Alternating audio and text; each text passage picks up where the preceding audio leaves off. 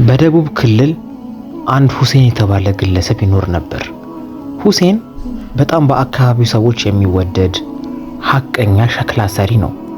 የሚሰራቸው የሸክላ አይነቶች ወደር የላቸውም። ጀበና በሉት፣ ጣባ በሉት፣ ምንም የሚቀረው ነገር የለም። እሱም ደስተኛ ሆኖ እየኖረ ነው። ሚስቱ ከሞተች ሰንበትበት ብሏል። ቀሪ ሴት ልጆቹን እያሳደገ በሸክላ ስራ ነው የሚተዳደረው። አንዲቷን ከአንዲቷ ሳይበድል በፍትህ የሚያስተዳድረውና የሚያሳድገው አባትየው በጣም በአካባቢው ሰዎች ከመወለዱን ባሻገር ልጆቹም የተለየ ፍቅርን ያላቸው፣ የእናታቸውን ቦታ ራሱ አያጎልባቸውም። የዛሬው ባለ ታሪካችን ያስሚን ትባላለች። ያስሚን ከሌሎቹ ልጆች የተለየ ተፈጥሮ አላት። ትንሽ ራስ ወዳድነትና ውፍረት ያጠቃታል። እችን የመሰለች ምስኪን እንዴት ራስ ወዳድ ሆነች ልትሉኝ ትችላላችሁ። አዎ አትመስልም እና ቆየው ግን ውፍረት በጣም ያጠቃታል። ጊዜያቶች ነጎዱ። እነሆ ሴት ልጆቹ እድሜያቸው ደርሶ ስለነበር ወጣቶች አንድ በአንድ እየመጡ ቅልብ እያደረጉ ይሄዳሉ። ነገር ግን ያስሚን የሚያገባት የለም። በምኗ ምክንያት? ያው በውፍረቷ ምክንያት ነው። ያው የሰው ልጅ ብዙ ጊዜ ውስጥን ሳይሆን የሚያየው ውጭን ነው አይደለ? በዚህ ሁኔታዋ ሁሌ ትከፋለች። አንቺ መቼም አታገቢ የሚሆንሽ ዝፍዝፍ እያለ ሁሉም ሰው ይሳለቅባታል፣ ሴቶች ሳይቀሩ። አባቷ ሸክላ እየሰራ ይኖራል፣ እሷ ገንዘቡን ቅርጥፍ አርግታ እየበላች እንዲህ ተዝረጥርጣ ለራሱም ለሷም አልጠቀመች። ይህን ነገር ስትሰማ ክፉኛ እያዘነች ወደ ቤቷ ትሸሸጋለች። አባትየው በነገሩ ሁሌ በሚሰማ ቁጥር ልቡ ያዝናል። እንደ አባባል ወፍራም ሰው ብዙ ጊዜ የዋህ ነው ይባላል አይደለ? ያስሚን በጉዳዩ ምንም ግድ አልሰጠችውም። ያናዳታል፣ ታለቅሳለች አውቃለሁ፣ ግን ቤቷ ገብታ በምግብ እልኋን ትወጣለች። ከተመገበችም ወዲህ አንድ ማንም የሚያውቅባት ትልቅ ተሰጥኦ አላት። ምንድነው እሱም? መደነስ። መደነስ በጣም የምትወደው ተግባር ነው። ማዜም፣ ማቀንቀን፣ አልፎም ተርፎ ደግሞ ሽር ጉድ የሚያስብል ቀጭን ሰው እስክስታ ሊወርደው የማይችለውን ዳንስ ቀጥታ አርግታ ታወርደዋለች። ይህንን ኃያል ችሎታዋን ማንም ያየባት የለም። ምክንያቱም አካባቢያቸው ላይ ሰርግ እንኳን ቢኖር ተደብቃ ነው የምትደንሰው፣ እቤቷ ላይ ተደብቃ። እንደውም አንድ ቀን ምን አሰበች? ሰርግ ሲኖር ቀጥ ለጥ ብዬ ህዝቡ ፊት ደንሳለሁ፣ ያኔ የወንዶቹ አይን ያርፍብኝና ለትዳር ያጩኛል በማለት የሰርግ ቀን መጠባበቅ ጀመረች። እነሆም የሰርጉ ቀን አጋጠማት። ለመደነስ ወደ ሰርጉ አካባቢ ጠጋ ማለት ጀመረች። በሷ እድሜ ያሉ ነገር ግን በሰውነታቸው ቀነስ ያሉ ወጣቶችና ልጃገረዶች ከበሮውን ጥሩምባውን እየነፉ ያስነኩታል። እሷም ወደ ሰርጉ ቦታ ተደባብቃ ሹክክ ብላ ገባች። ማንም እንዳያት ስለፈለገች ከጀርባን የገባችው። በነገራችን ላይ በሷ እድሜ ያሉ ኮረዳ ልጆች፣ ወጣቶቹ፣ ወንዶቹ ርችት እየለኮሱ ከበሯቸውን እየመቱ ጥሩምባቸውንም እየነፉ ተወኝ አልኳችሁ። ኃይለኛ የሰርግ ድግስ፣ የሙዚቃው፣ የዳንሱ፣ የሁሉ ነገር ሙቀት ከፍ ባለበት ግለት ውስጥ ዳንሳቸውን ያስነኩታል። ከበሮ በሰው እጅ ቢይዙት ያምር፣ ሲይዙት ያደናገር አይደል ነገሩ። ገብታ ለመደነስ ለመጨፈር ስትሞክር አልቻለችም። ውፍረቷ ይዛታል፣ ወይም ደግሞ ህሊናዋ ከበዳት። እቺ ወፍራም ምን ትሰራለች ምትባል የመሰላት ጭራሽ ይባስ ብላ ሰርጉን ትታ እግሬ አውጪኝ ወደ ጫካ፣ በቃ ማንም ወደ ሌለበት ቦታ ብቻዋን ራሷን ረሃ የምታደርግበት ከከተማው ጥግ ላይ የሚገኝ መደነሻ ስፍራ አለ። እዛ ሄዳ ብቻዋን ሳሩ ላይ ማስካካትና መዝለል ጀመረች። በነገራችን ላይ የሰው ልጅ ዙር ብሎ እናንተን የሚመለከት የለም። ነገር ግን ያስሚን በጣም ፍርሃት አለባት። በውፍረቷ ስትደንስ እቺ ወራዳ ምን አባቷ ነው የምትንቦራቀቀው እያሉ እንዳይሰድቧት በመስጋት ነው የሰዎችን ንግግር ላለመስማት ርቃ የመጣችበት አካባቢ ላይ ልክ እንደ ሰርጉ አይነት ድምጽ መሰማት ጀመረ። እነሆ አዲስ ነገር እዚህ ጋር ይከሰታል። ምን ሊሆን ይችላል? አዳምጡኝ።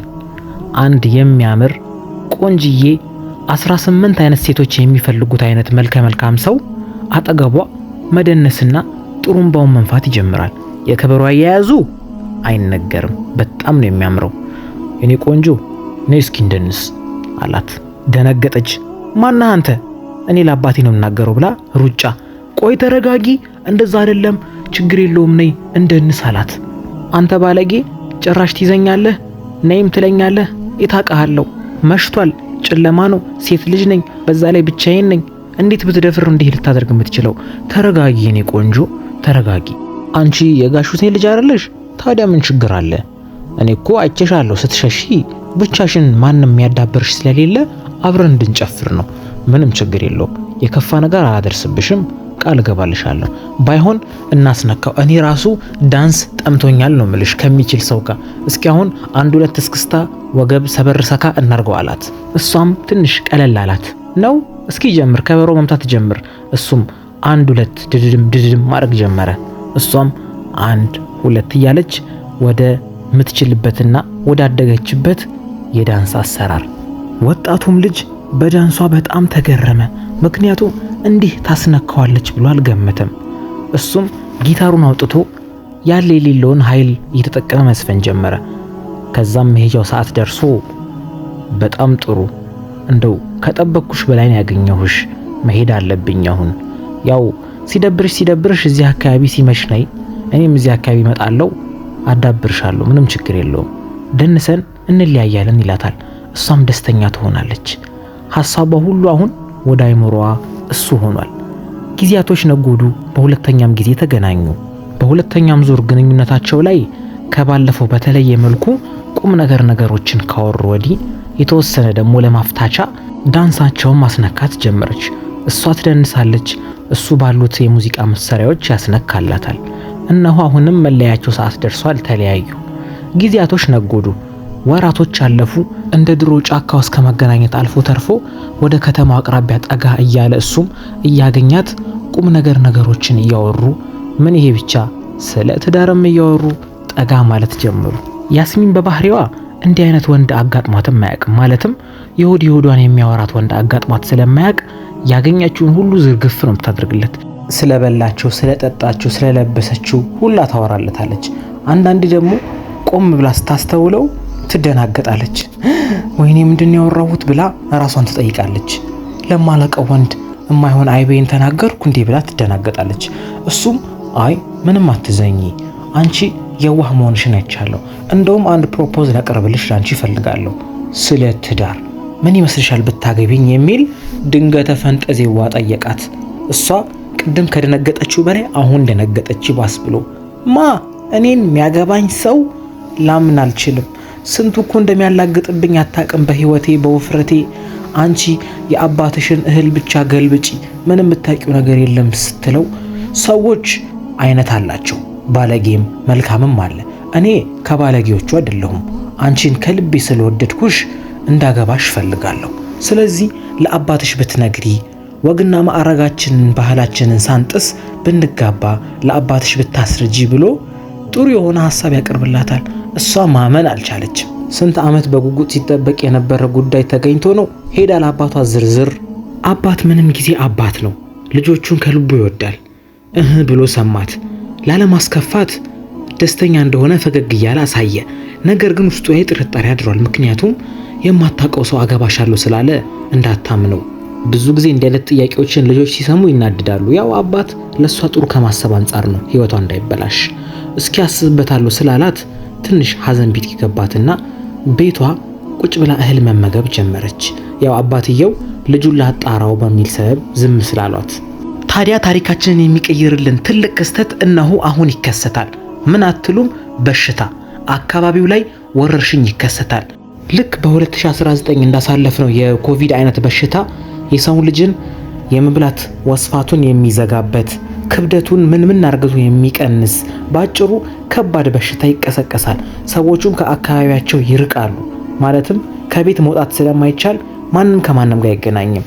ያስሚንም በዚህ አጋጣሚ በሽታው ስሜት አደረባትና እህል አትቀምስም፣ ውሃ አትቀምስም፣ ምንም በቃ በሽታ ሆነች። አልፍ ጊዜ የለ ይህም ቀን አልፎ ያስሚንም አገገመች። ታዲያ ተነስታ ፊቷን በመስታወት ስታየው ማመን አልቻለችም። እቺ ቀጫጫ ያስሚን ናት? አዎ። እንዴት ሆኖ? ያው ምግብ ስለማትበላ በበሽታው ሰበብ ምክንያት ክብደቷ ቀንሶ ይሄው እችን የምትመስል ቆንጂዬ ሴት ሆናለች። ማለትም ያ አስጠሊታ ያደረጋት ውፍረት አሁን ቀንሶላታል ማለት ነው። እንዲህ መሆኑን ማመን አልቻለችም ራሷ። ለተወሰኑ ወራቶች ቤት ተደበቀች። ያው የበሽታው ስሜት ከአካባቢ ሙሉ ለሙሉ እንዲጠፋ በሚል ስሜት ማለት ነው። እነሆ ጊዜዋ ደረሰ። ወደ ውጭ ወጣች። ሰው ሁሉ መነጋገሪያ ያደረጋት ያቺ ያስሚነት ይገርማል። ሁሉም አይኑን መንቀል አልቻለም።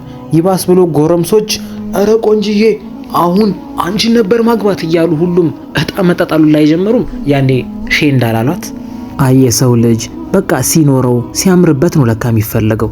ተመልክቶ እንግዲህ ንጉስ የሚመስሉ ወንዶች አንገታቸውን አጎንብሰው ለትዳር እሷን መጠየቅ ጀመሩ። ይሄን ያህል ሴት ጠፋ እንዴ? ቆይ አድማጮቻችን አስተውሉ። መጀመሪያ ታሪካችንን ስንጀምር ምን ብያችሁ ነበር? ያስሚን ጥሩ የዋህ ልብ ቢኖራትም ራስ ወዳድ ናት ብያችሁ ነበር አይደለ? አዎ። ስለዚህ አሁን ከውፍረቷ መቀነስ ጋር ተያይዞ ቁንጅና ተላብሶባታል። በፊትም ቆንጆ ነበርች። ያው ሰው ሁሉ ኢግኖር ያረጋት በውፍረቷ ምክንያት ነው። አሁን ያን ውፍረት ስላጣች ቆንጆ ሆና ነበረ። ስለዚህ ራስ ወዳድ ናት ብያችሁ ነበር። አስተውሉ። ያን ውበት ስታገኝ ራስ ወዳድነቷን ግልጽ ማድረግ ጀመረች። ይባስ ብሎ በችግሯ ጊዜ የደረሰላትን ያጽናናትን ያዳበራትን ለትዳርም የጠየቃትን ቆንጅየውን ልጅ ያለምንም እፍረትና ድፍረት እሱን ፊት መንሳት ጀመረች። ይባስ ብሎ ገላምጣ ታየዋለች። እሱም በንዴትና በሐዘን ምን ሆነሻል? ለትዳር ጠይቂ ብዬ ነበር። ጊዜያቶች ነጎዱ። በመሃል ሳንገናኝ ብዙ ወራቶች አልፏል። እነሆ ታዲያ ዛሬ ሽማግሌ ልክ ብጠብቅ እንዴት ትሆኝብኛለሽ? ይላታል። ሂድ በቃ አልፈልግህም አንተ ደንቆሮ ብላ ሰደበችው። እሱም ክፉኛ ያዝንና በዚህ ንግግርሽ ግን ትጸጸችበታለሽ። እኔ መቼም አልጸጸትም። ባይሆን አንተ ሄደህ እኩያህን አግባ፣ እኔ አንተን እበዛብሃለሁ እሺ ብላ እየሮጠች ትተው ትሄዳለች። የሀገሬ ሰው ሲተርት በችግርህ ጊዜ አብሮ የሆነህን ሰው መቼም ቢሆን አትተው ይላል። በጣም አዘነ። በነገራችን ላይ ይህ ሰውዬ ተራ ሰው እንዳይመስላችሁ፣ መጨረሻ ላይ ማንነቱን ነግራችኋለሁ። በቃ እሱ ተስፋ ስለቆረጠ ትቷት ሄደ። ይህ የምትመለከቱት ደብዳቤ የምን ይመስላችኋል? እስኪ አስተውሉ። አዎ እችን የመሰለች ልጅ ለማግባት የትዳር ጥያቄ ደብዳቤዎች ናቸው። እሷ ሁሉንም በንቀት በመመልከት ሀብትና ንብረቷን እያግበሰበሰች መቀመጥን የመረጠችው። ጥያቄ ልታነሱ ትችላላችሁ። እንዴ አና ቆይ እችን የመሰለች ሴት ላይ ይሄን ያህል እንደዚህ መረባረብ ለምን አስፈለገ ከተባለ ዋነኛው መልሱ እቺ ከበሽታው ስላገገመች በአካባቢው ማህበረሰቦች ዘንድ እንደ ትልቅ ጸጋ እንዳላት ሴት አርግተው ቆጥረዋት ነው። ለዛ ነው ሞኝ ሰው አጠገብ ሆኖ ስላጨበጨበ አትስማው ይላል ያገሬ ሰው። እነሆ ያስሚን ከበሽታው ካገገመች ወዲህ ባላት ተሰሚነትና ሀብት በማቅረቡ የተነሳ ያለ ምርጫ ያገኘችውን ሁሉ ስታግበሰብስ ወደ ቀድሞ ማንነቷ ወደ ቀድሞ ውፍረቷ ተመለሰች። ያቺ ሁሉም የሚንቃት ወፍራማ ያስሚን እነሆ አሁን ተመልሳ ቁጭ ብላለች። እነሆ ይሄ ሁሉ ጦር አንዲትን ሀገር ሊወሩ የመጡ አይመስሉም? ስትመለከቷቸው እነኚህን የመሳሰሉ ጎራዴ የተሸከሙ ጎረምሶችስ ጠላት ወሯቸው ጠላታቸው ሊመክቱ አይመስሉም? አይደለም። በአካባቢያቸው ባህል መሰረት አንዲትን ሴት ልጅ ሲያጩ ጀግና መስሎ መቅረብ አለባቸው። እነሆ ያስሚንን ለማግኘት ነው የሁሉ ሽለላ ቀረርቶ ጦርነት። እሷም ከቤቷ ስትወጣ የድሮዋ ወፍራሟ ያስሚን ናት። ሲመለከቷት ማመን አልቻሉም። ያቺ ቆንጂዬ ልጅ ተመልሳ ወደ ውፍረቷ መጣች እያሉ ሰዎች ሁሉ አፊዙባት፣ አላገጡባት። እሷም ባደረባት ነገር ክፉኛ አዝናለች ወይንም አፍራለች። ስለዚህ ወደ ቤቷ መግባት መውጣት ሆኗል ስራዋ። ያ ሁሉ እሷን ሊያጅብ የተሰበሰበው ማህበረሰብ ሁሉ ተበተነ። የሚፈልጋት የለም። ያው እንዳልኳችሁ የሰው ልጅ እናንተን የሚፈልገው ወይ ሲኖራችሁ ወይ ሲያምርባችሁ ነው። ትተዋት ሄዱ። እሷም ፊቷ ቀላ፣ ውርደቷን ጭንቅላቷ ላይ ሰራች። ያ ሁሉ ሀገርን መመከት በሚያስችል መልኩ ጦራቸውን አሰልፈው የመጡ ወንዶችም ትተዋት ሄዱ። ሁሉም ጋር እየሮጠች አግቡኝ እንጂ ምን ተከሰተ አሁን ትላቸዋለች። ሁሉም ትተዋት ይሄዳሉ። ይህንን ሸበላ አስታወሳችሁት? እሷን በማንነቷ የወደዳት። አዎ ቅድም ማንነቱን ነገራችኋለሁ አላልኳችሁም ነበር? ይሄ እችን ከተማ የሚያስተዳድራት የልዑሉ ልጅ ነው። በሌላ አማርኛ አልጋ ወራሽ ባለሀብት ነው ማለት ነው። እሷ የድሮ አስቀያሚ ማንነቷ ተመልሶ እሱም መጣና ፊት ለፊት ተገናኙ። ታዲያ እኔ አልጋ ወራሽ ሆይ ልዑሉ ይጠብቆታል ከቤተ መንግስት ብሎ መልእክትን ሲያሰማው ትደነግጣለች። እንዴ ወይኔ አፈር በሆንኩት ልዑልን ነው አላገባህም ብዬ ዳጥኩት አለች። ቅሌቷን ተከናንባ ቆማለች። እሱም አጠገቧ መጣና እነሆ ምንም ልልሽ አልመጣሁም፣ ያው ታውቂያለሽ አባቴ ጠርቶኛል ወደ ቤተ መንግስት መሄድ አለብኝ ብሏት ትቷት እየሮጠ ይሄዳል። እሷም ክፉኛ ታዝናለች። ያኔ በደጉ ጊዜ የራቀን ሰው አትራቅ ይላል ያገሬ ሰው። እሷ ግን ይህን አላስተዋለችውም። ያው ያኔ ሆይ ሆይ እንዳልተባለላት አሁን ማንም ዝር ብሎ ያያትም የለ። ብቻዋን ቤት ውስጥ ቁጭ ብላለች፣ የአባቷ ቤት ውስጥ። እህቶቿ እንዳለ አግብተው ሄደዋል። እሷ ብቻዋን ነች ቤት ውስጥ የምትቀመጠው። ያው ምንም ቢያስጠላባት ሴት ልጅ እድሜዋ እስካልሄደ ድረስ ትዳር ማግኘቷ አይቀርም። እነሆ ያስሚን ተሞሽራ አግብታለች። ነገር ግን እንደጠበቃችሁት ብድል ባለ ሰርግ አይደለም። ያገባችሁም ደግሞ እንደምትጠብቁት ወጣት የሚያምር መልከ መልካም አይደለም። ያው ሀብትና ንብረት ያለው ሽማግሌ ሰውን ያገባችሁ። እነሆ ታዲያ በትዳሯ ደስተኛ ናት ወይንስ አይደለችም የሚለውን ለማወቅ ራሷ ጋር ደውሉና ጠይቋት። ስልክ ቁጥሯን አስቀምጥላችኋለሁ። እነሆ የያስሚን ታሪክ እዚህ ጋር ያበቃል። እኔ ግን ለእናንተ አንድ ሁለት የምላችሁ ቃላቶች አሉኝ። እሱም ሴት ልጆችም ይሁን ወንድ ልጆች ሀብትና ንብረት ጥቅም የለውም። ቁንጅናም ቢሆን ረጋፊ ነው። መልካም ሆኖ ከታየን ያገኘነውን ሰው ወዲያው ማግባት አለብን፣ እድሜያችን ከደረሰ ማለት ነው። ሀብትና ንብረት ጥቅም ከሌለው ይሄ ሁሉ እድሜያችንን ለምን እየፈጋን እንውላለን የምትሉም ሰዎች አጠፉም። በእርግጥ ሀብትና ንብረት ጠቃሚ ቢሆንም በአግባቡና በልኩ መጠቀም አለብን። አንዳንድ ጊዜም ሀብትን ፍለጋ ስናሳድደው እድሜያችን አብሮ ይሰደድና ወደ ኋላ መመለስ አንችልም። ሀብቱን ይዘን እድሜውን ከየት እናምጣው? እነሆ ታሪካችን፣ የኔም ንግግር እዚህ ላይ ያበቃል። በቀጣይ ታሪክ እስከምንገናኝ እናንተም ቻናሉን ሰብስክራይብ እያደረጋችሁ ተከታተሉት። ለሌሎችም እንዲደርስ ሼር አድርጉ።